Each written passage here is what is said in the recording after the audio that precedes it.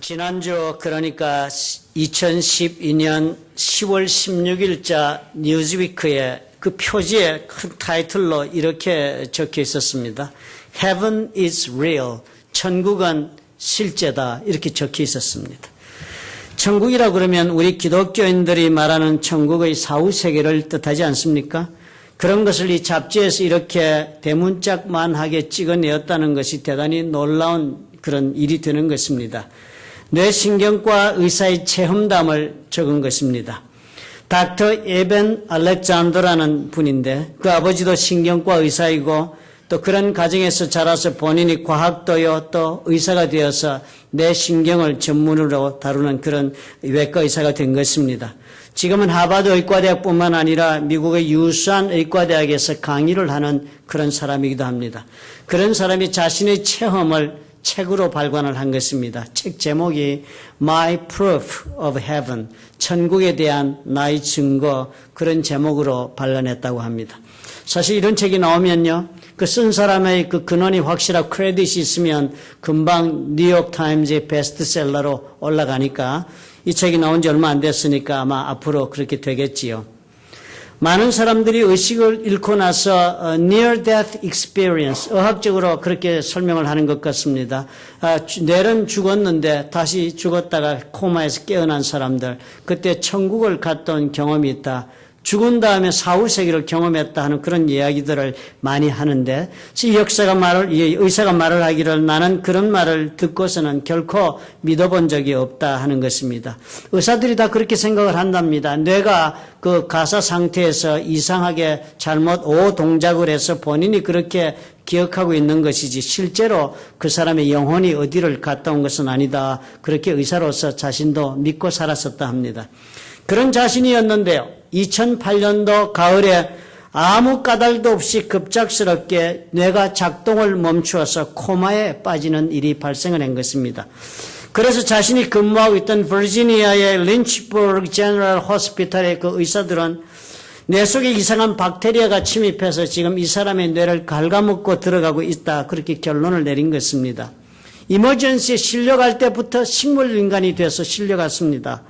뇌가 완전히 기능을 멈추었습니다. 그러니까 몸은 전혀 반응하지 못하는 그런 사람이 되었고, 그렇게 7일이 지나니까 의사들도 이제는 더 이상 치료해 보았자 소용이 없다 하고 손을 놓게 된 그 7일째에 갑자기 이 사람의 눈이 활짝 열렸다는 것입니다.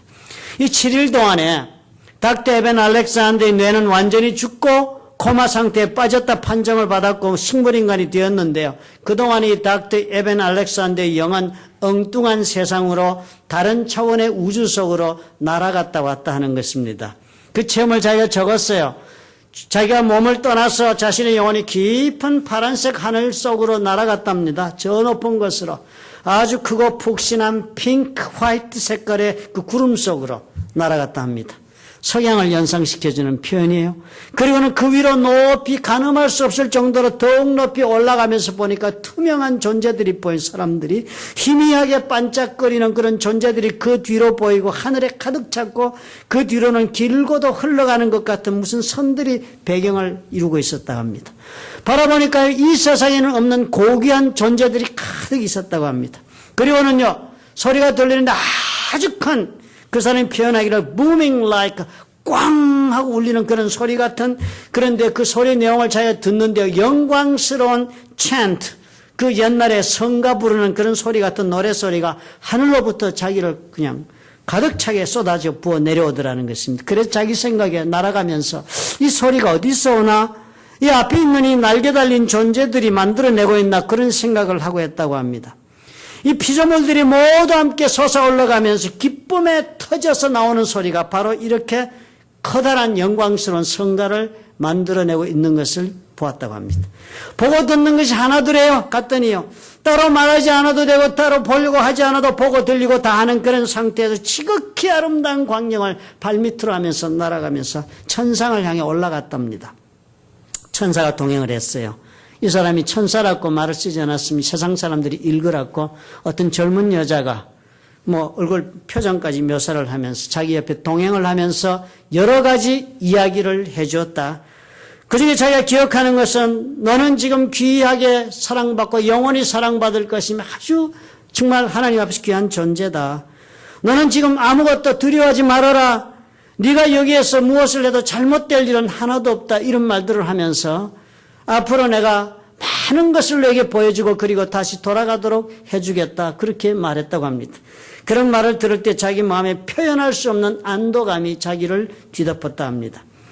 그렇게 하면서 데려갔는데 결국은요, 한참 만에 간 것이 아무것도 없는 완전한 암흑, 끝없는 사이즈로 보여지고 한없이 그렇지만 그 암흑 세계가 자기를 그렇게 위로해주는 그런 곳으로 자기를 데리고 왔는데 칠흑 같은 흑암이었지만 그곳에서 빛이 가득 차 넘치는 그런 둘레, 빛이 넘치는 그런 곳이었습니다. 자기 생각이 그랬대. 내가 마치 더 새로운 세계 속으로 들어가 다시 태어나는 것 같다 하는 생각을 했답니다. 그리고 그 우주는 거대한 우주적인 잉태하는 그런 태와도 같았고 그곳에서 나오는 빛의 둘레가 나를 그 속으로 인도해 가고 있다라고 느꼈답니다.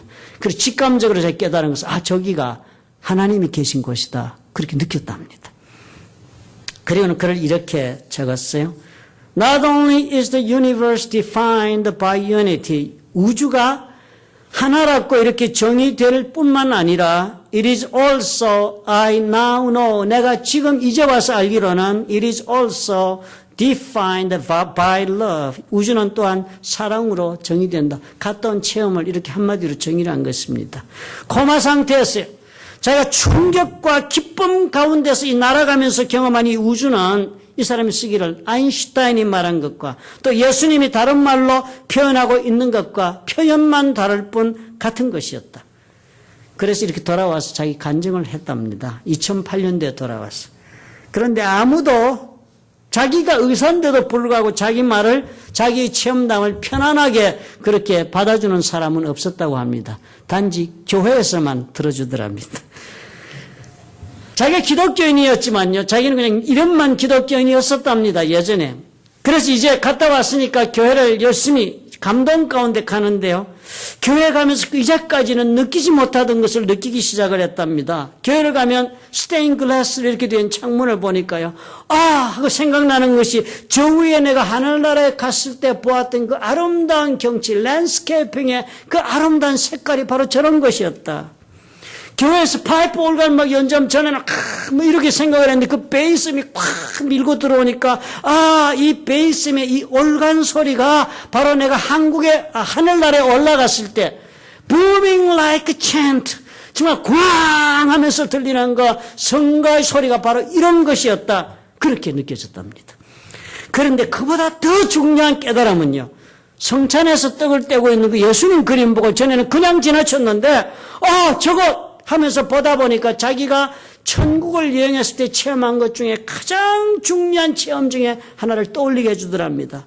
우리가 교회에서 말하는 것보다도 훨씬 더 웅대하고 깊이가 알 수 없을 정도로 하나님은 우리에게 조건 없는 사랑을 베풀고 있다. 그것을 내가 받고 있다. 그 예수님이 성찬하는 그림 보니까 막 그 생각이 들더라고요. 천국 갔다 와서.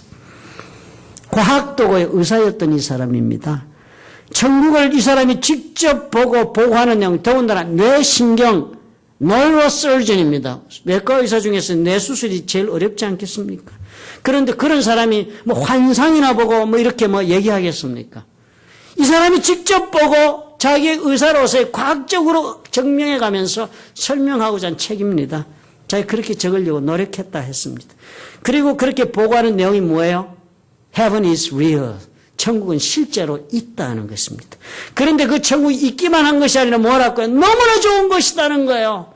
너무나 충격적으로 좋은 것이다. 그곳에 가면 너무나 좋아 기쁨이 터져나와서 내 존재 자체가 막 찬양을 쏟아내는 그런 존재가 되는 그런 것. 돌아서 가만히 생각하니까 조건 없는 하나님의 사랑으로 뭉쳐진 곳이 그 천국이구나. 나는 천국을 무엇이라고 정의한다고요? Defined by love. 사랑이라고 정의하겠다 하는 그런 천국이라는 것입니다. 그런 천국에 저와 여러분이요. 예수 믿었다는 것 때문에 들어갈 수 있게 되었다는 것이 얼마나 놀라운 축복인가 생각해 보셔야 합니다. 그리고 어떻게 감사해야지요. 우리는 죄인들이라 하지 않습니까? 그리고 생각해도 죄인이에요. 하나님께서는 어떻게 해요? 예수께서 나의 더러운 죄를 대신한 이 죄값을 다 지불하신 것입니다. 그냥 놔두지 아니하시고 그냥 놔두셔도 되는데 내가 무엇이라고 나의 죄값 이걸 하나님이 안타깝게 생각하시고 다 이 죄값을 예수님 보고 갚아주라 하셨기 때문에 그래서 갚아주셨기 때문에 내가 천국 가는 일이 가능하게 된 것입니다. 그리고 뭐라고 그러십니까? 이제부터 네가 예수를 믿었으니 그렇게 돼서 너는 뭐라고요? 의로운 사람이 되었다고 하나님이 놀라운 말씀을 해주시는 것입니다. 죄값 갚았다고 사람이 바뀌나요? 아닌데도 불구하고 하나님 우리에게 사람이 바뀌었다! 너는 의로운 사람으로 변화되었다. 그렇게 간주해 주시는 것입니다. 그래서 우리가 어떻게 해요? 천국행 티켓을 가지고 있는 사람들입니다.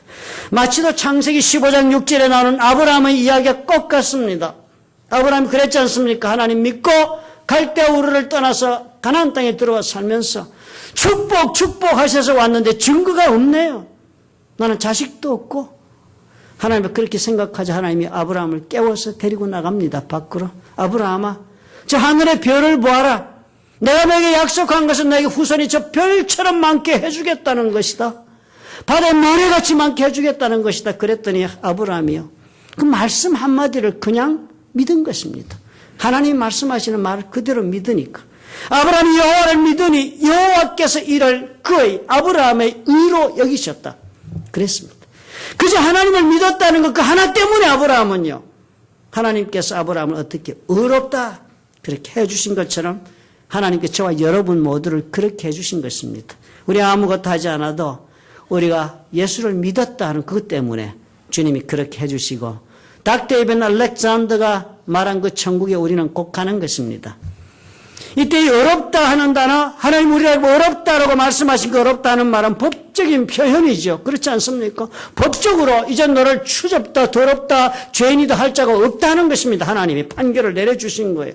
법적으로 죄값을 다 지불했으니까 이제는 너는 더 이상 죄인이 아니다 하는 그런 표현이 되죠.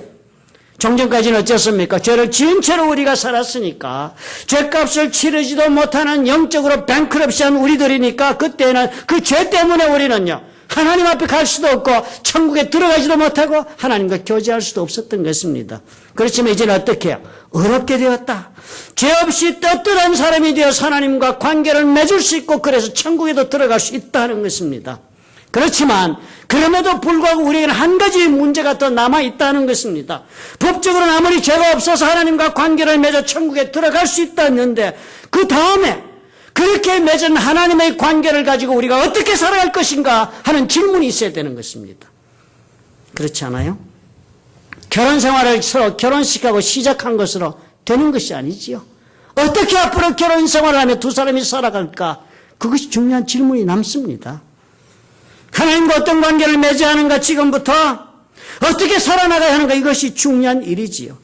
하나님과 우리와의 관계는 죄 용서함 받았다 그래서 내가 천국 간다 그래서 다 되었다는 것으로 끝나지 않습니다. 이건 단지 시작의 단계일 뿐. 여기서부터 우리는 시작하는 것입니다. 그래서 우리는 이랬으니까 내가 이제 죄사함 받고 천국 백성이 되고 하나님의 자녀라고 칭함을 받게 되었으니까 그런 우리는 어떻게 앞으로 하나님과 관계를 맺고 살아가기를 원해야 하는가 이것을 우리 살펴봐야 합니다. 다윗이 오늘 읽은 이 이야기, 오늘 읽은 이 인구조사의 사건도 바로 이런 관점에서 이해를 해야 합니다. 다윗은 이스라엘 나라를 세운 것으로 하나님 앞에서 자신의 사명을 다 했습니다. 나라 세우라고 하나님 명하신 대로 했으니까. 하나님 앞에서 왕으로 인정받을 수 있는 모든 일을 다 했고 성실하게 수행해서 나라가 섰습니다. 그러나 그럼에도 불구하고 오늘 보니까요. 다윗은 또 다른 심각한 죄에 대한 책임으로 어려움에 빠지는 것입니다. 그런데 그 죄라는 것이 도대체 어떤 것입니까? 이 죄를 가만히 오늘 기록한 걸 보니까 이 다윗이 스스로 자의적으로 지은 죄가 아닙니다. 21사장 1절에 보니까 여호와께서 다시 이스라엘을 향하여 진노하사 저희를 치시려고 다윗을 감동시키사 가서 이스라엘과 유다의 인구를 조사하라 하신지라 다윗을 감동시켰다는 표현을 더 정확하게 문자적으로 표현하면 하나님께서 다윗을 충동하셨다. 그렇게 기록하고 있습니다. 그러니까 이 인구조사하는 죄를 지었다. 지금 막 복잡한 이야기가 나오고 난리가 났는데요. 그 죄는 다윗이 시작한 것이 아니네요. 충동지를 받아서 하게 됐습니다. 충동하면 충동시킨 사람도 죄를 지는데 불구하고 다윗이 스스로 생각하고 시작한 범죄가 아닌데도 불구하고 다윗은 이 범죄에 대한 책임을 면하지 못하고 맙니다. 인구조사가 9달 20날에 걸쳐서 됐으니까 오랜 시간 걸린 방대한 작업이었습니다. 그리고 이렇게 인구조사를 끝냈는데요. 그제서야 다윗이 놀랍게도 깨닫는 새로운 일이 있었던 것입니다. 다윗이 인구수를 조사한 후에 그 마음에 자책했다. 그 마음에 자책. 인구조사 끝내고 이거 내가 지금 무슨 일 했나. 여호와께 아뢰되 내가 이를 행함으로 큰 죄를 범하였나이다. 다윗이 고백하는 것입니다. 사실 이 고백 들으면서 생각해 보면 이것은 죄도 아닌데 하는 생각이 듭니다. 왜냐하면 이 인구조사라는 것 이스라엘에서 여러 번 있었습니다. 하나님께서 애굽에서 이스라엘 백성들을 이끌어내가지고 광야로 들어갔을 때 그때 하나님 모세에게 시켰습니다. 인구조사 좀 해보라고. 그래서 인구조사 했습니다. 하나님이 한 것이에요. 또 광야 40년 살다가 가나안 땅에 들어가기 전에도 또 하나님 모세에게 시켜갖고 인구조사했습니다. 샅샅이. 그렇다면 인구조사하는 것 자체가 문제가 될 것이 뭐가 있습니까? 하나님이 시켜서 했던 일들인데 또 모세의 율법을 아무리 뒤져봐도 인구조사를 하지 말라. 여러분 그런 조항 보신 적 있으십니까? 레위기에? 없습니다. 없습니다. 그런데 그것이 무슨 죄가 된다고 다윗이 이제 그런데 그것이 무슨 죄가 된다고 스스로 자책을 하면서 하나님 앞에 내가 어찌 이 일을 행함으로 큰 죄를 범했느냐 고통스러워하는 일이 생기려 하는 거예요. 그리고 또 그런 다윗을 보고 또 이게 무슨 죄가 된다고 선지자 갓이 또 찾아와서 말하기를 여호와의 말씀에 네가 내게 세 가지를 보이노니 너는 그중에서 하나를 택하라. 내가 그것을 내게 행하리라 하셨더라. 하나님이 이번에는 또 희한하게 다윗 네가 받을 벌을 네가 골라라 그랬습니다. 거의 자식 키울 때 그런 거 있죠. 말 안 듣고만 보면 네가 골라라 하면서 엄마 그러죠. 용돈을 일주일 동안 안 받고 살겠느냐, 종아리를 세대를 맞겠느냐, 뭐 아니면 옆집에 심부름을 가야 뭐 이 별가지를 엄마가 선택을 받아봐라. 골라라. 이런 식으로 하나님. 왕의 땅에 7년 기근이 있을 것이니까 왕의 대적에 쫓겨 석 달을 다닐 것이냐 아니면 왕의 땅에 3일 동안 온역이 있나 네가 한번 골라봐라. 벌을 받는 모습도 희한해요. 스스로 자신에게 양심의 가책을 따라서 벌을 선택하라는 그런 모습 아닙니까 지금. 다윗은 그런데도 전혀 부당하다 항의를 하지 않습니다. 그러나 그 대신에 오히려 이 모습을 보면요. 다윗은 하나님 앞에서 이 자신이 행한 모든 행위는 율법과는 관계가 없는 또 다른 무슨 기준을 자신에게 적용하고 있는 것이 분명하게 보입니다. 그것이 무엇일까 생각하게 합니다. 먼저 우리는 이 문제를 이해하기 위해서는 어렵다는 것이 과연 무엇일까 우리가 성경 보고 한번 공부를 좀 해볼 필요가 있습니다. 구약 성경이 기록된 언어가 히브리어잖아요. 그런 히브리어로서 어렵다는 단어는 세덱 혹은 사다크 이렇게 표현되는 단어인데요. 이게 무슨 뜻인가 생각해 볼 필요가 있습니다. 첫째로 무엇보다 우리가 안 것이 어렵다는 것은 법적으로 우리가 어렵게 된다는 그런 의미가 있어서 우리가 구원받고 하나님을 쓴다고 그랬습니다. 그런데요. 그 어렵다는 데는 이런 법적인 의미 말고도 또 다른 뜻이 포함되어 있다는 것을 우리는 발견하게 됩니다. 다른 것이 아니라 이 단어는 법적으로만이 아니라 사람과의 관계 속에서 아니면 사람과 하나님과의 관계 속에서 이 어렵다 할 때는 그 말 뜻에는 관계되는 쌍방이 서로의 기대에 맞도록 신실하게 행동한다 하는 뜻도 들어있다는 것입니다. 창세기 30장 33절에 보면 라반과 야곱의 이야기가 나옵니다. 잘 아시죠? 야곱과 라반의 관계. 라반은 잘 속이고 야곱은 속지 않게 몸부림치면서 사는 두 사람의 관계였습니다.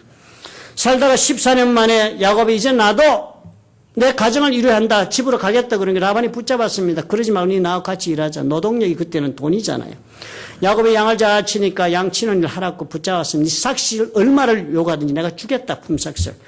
그랬더니 야곱이 요구했습니다. 외삼촌의 염소 중에서 아롱진 것, 점이 있는 것, 검은 것 이런 거를 다 나한테 맡겨주십시오. 그럼 그걸 내가 가지고 키우겠습니다. 앞으로. 그 대신에 그걸 키우면서 새끼가 날 때 색깔 있고 점 있고 이런 거는 내가 가지지만 그 나머지는 다 드리겠습니다.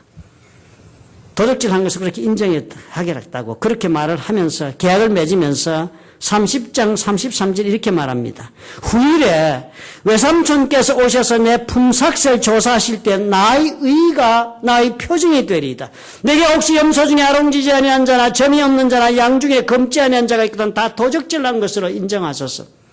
계약대로 내가 하기를 기대하셔도 좋습니다. 그러나 그 기대를 내가 절대로 저버리지 않고 지킬 테니까 나를 의롭다고 그렇게 평하십시오. 나중에 그렇게 약속한 것이에요. 그 말은 뭐예요? 야곱이 라반에 대한 기대를 가지고 있고 그리고 그것을 내가 충족시키는 그런 사람이 되는 것, 그 어려운 사람이 되겠다. 그렇게 믿으라 하는 것입니다.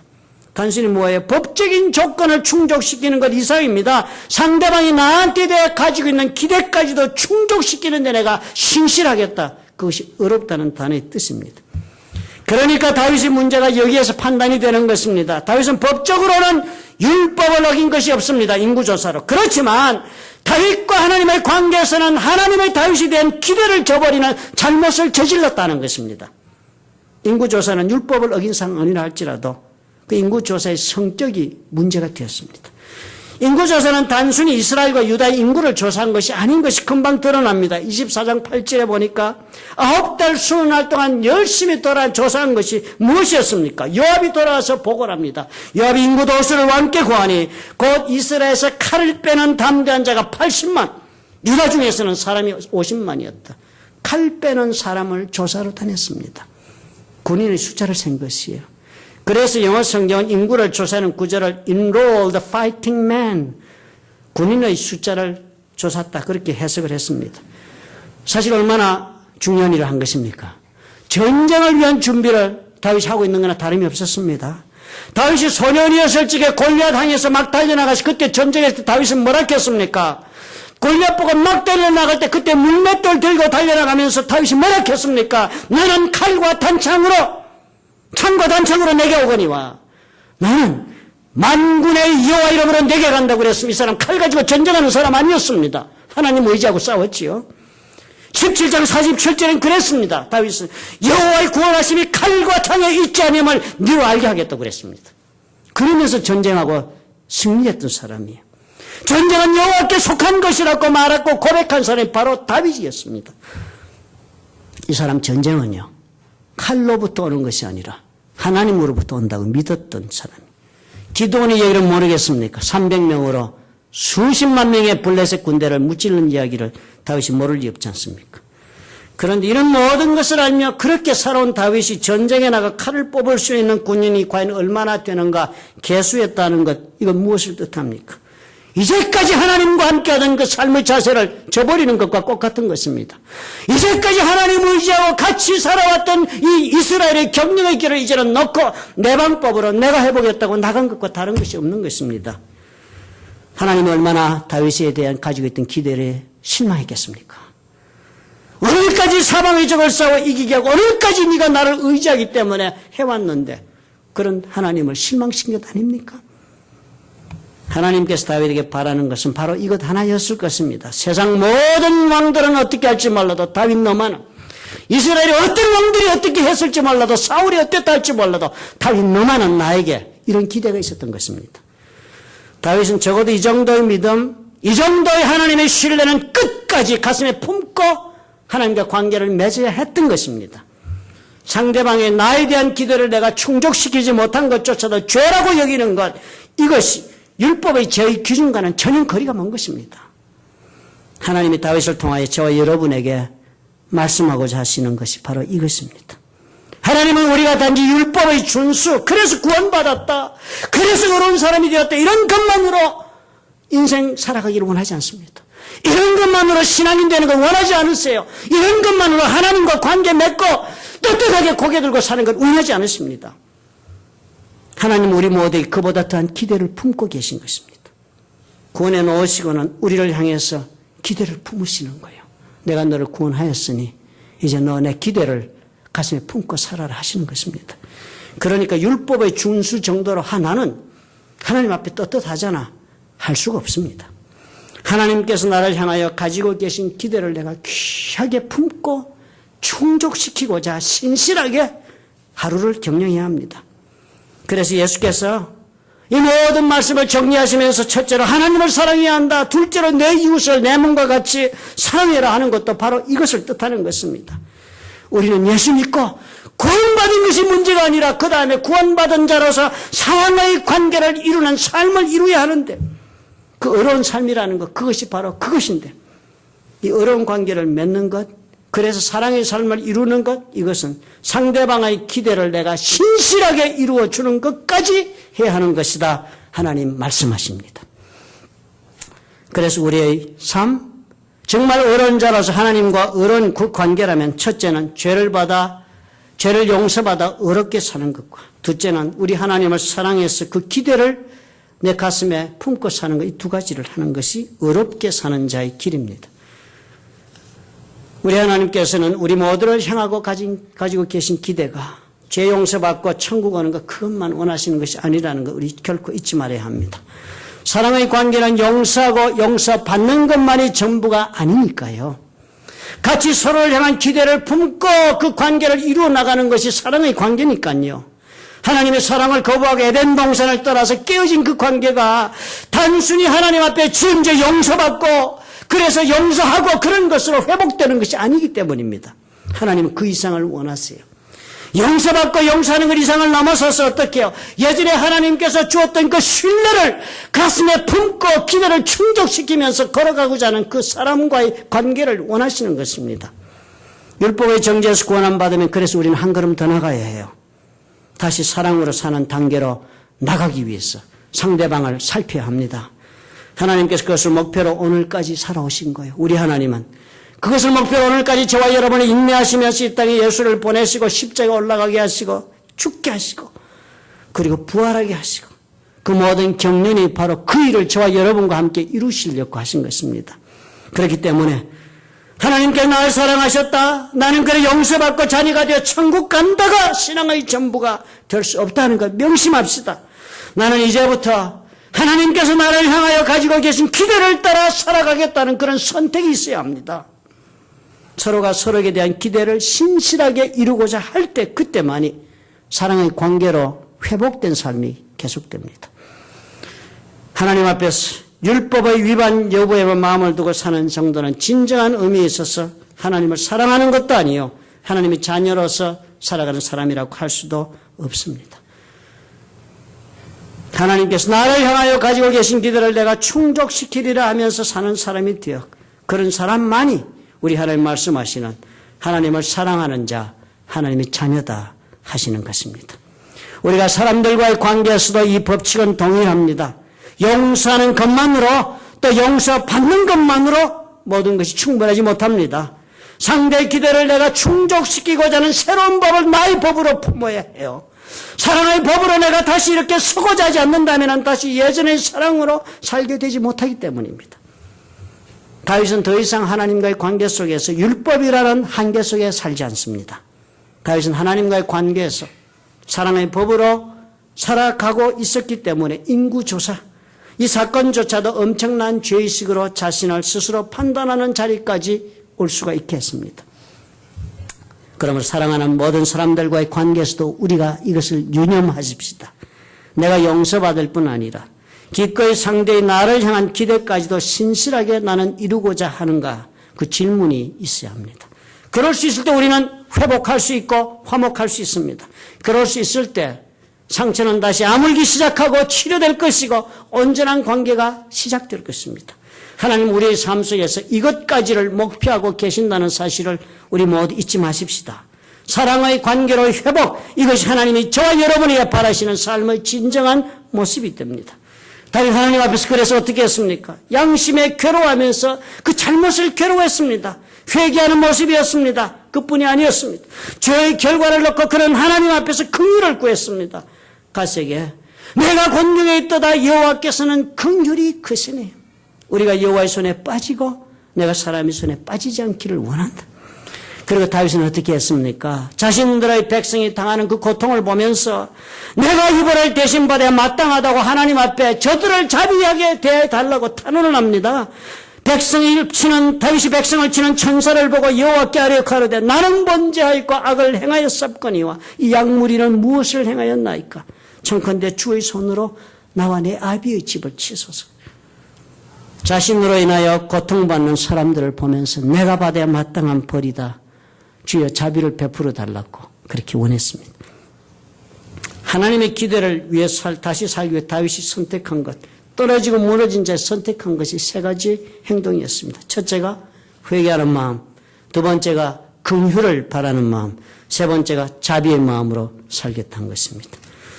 저와 여러분의 이 세 가지가 있을 때 우리가 시작할 수 있습니다. 사랑하는 사람과 서로 용서했음에도 또 서로 용서를 주고 받았음에도 불구하고 왜 다시 그 관계는 발전하지 못합니까? 아마 어쩌면 이 세 가지 마음이 우리 가운데 없어서 그런지 모릅니다. 어떻게 해요? 어떻게 이 세 가지 마음 우리가 새롭게 품을 수 있습니까? 어떻게 회개와 긍휼과 자비를 내 가슴에 품을 수 있을까? 호세아 선지자는 그것을 이렇게 대답을 줍니다. 너희가 자기를 위하여 의를 심고 긍휼을 거두라. 지금이 곧 여호와를 찾을 때니 너희 묵은 땅을 기경하라. 그랬습니다. 묵은 땅이라 하는 것은 농사를 짓지 않고 놀려둔 휴경의 땅, 휴경지를 말한다 합니다. 저는 농사를 모릅니다만 얘기를 들으니까 그러대요. 땅을 이렇게 한 1년 정도 놀렸을 때는 그냥 갈아서 씨를 뿌리면 농사가 잘 된답니다. 그러나 농사를 짓다가 중단을 하고 몇 년을 휴경하고 나면 그냥 갈라가지고 씨 뿌린다고 농사 되는 게 아니랍니다. 그런 땅을 가는 것을 가리켜 기경한다 합니다. 기경. 땅을 그냥 가는 것이 기경을 한다. 그러니까 묵은 땅이 그런 땅이니까 그것은 기경을 한다는 말은 그 땅을 완전히 갈아엎을 뿐만 아니라 갈아엎혀서는 그 속에 들어있는 돌멩이도 썩은 나무 뿌리도 온갖 농사에 방해되는 뿌리들 잡틀들을 다 뽑아내고 새롭게 그 땅을 공기를 쐬고 호흡을 하게 만들어주는 그것이 기경한다는 말이랍니다. 호세 그 말씀하는 거예요. 너희 묵은 땅을 기경하라. 너희 영혼을 마치도 휴영지를 기경하듯이 갈아엎어서 돌멩이를 뽑고 나무 뿌리 썩은 잡초를 뽑아내듯이 네 영혼의 그 일을 시작해야 한다. 그래야 하나님께서 임하신다. 영적으로 휴농하고 놀려두었던 내 영혼을 갈아엎으라는 것입니다. 그러면 어떻게 해요? 분노의 돌멩이도 뽑고 교만의 나무 뿌리도 뽑아내고 미움의 잡초도 쓴 뿌리도 걷어내고 나의 영혼 속에 그동안 뿌리 내렸던 영적인 찌꺼기를 다 골라내고 갈아엎어야 하는 것입니다. 그리고 그래야만 그곳에 의를 심을 수 있고 그곳에 긍휼이고 그곳에 자비가 심겨지는 그런 역사가 내 마음속에 시작될 수 있다는 것입니다. 사랑은 율법만으로 이룰 수 없지 않아요. 저 용서받고 구원받아 천국 가는 사람이 우리 모두가 되었으니까 이제부터는 하나님의 나를 향한 기대를 생각하며 한번 살아보십시다. 하나님과의 관계가 이렇게 해서 성숙하게 자라가고 신앙의 열매가 왕성하게 맺히는 것입니다. 사람과 사람의 관계에서도 무너짐이 있고 아픔이 있습니까? 그렇다면 단순한 율법으로 서로에게 대하여 서로 대신에 서로를 향한 기대를 위해 내가 한번 살아보리라. 그렇게 우리가 할 수만 있다면 모든 인간관계도 더욱 새롭게 성숙해가고 발전해가고 열매가 맺힐 것입니다. 생각할 수 없던 놀라운 삶과 관계의 즐거움과 행복을 우리는 열매 맺을 수 있을 것입니다. 왜냐고요? 그것이 바로 하나님의 우리를 향하신 뜻이요 방법이 되시기 때문입니다. 믿으시면 아멘 하십시다. 믿으시는 줄 압니다.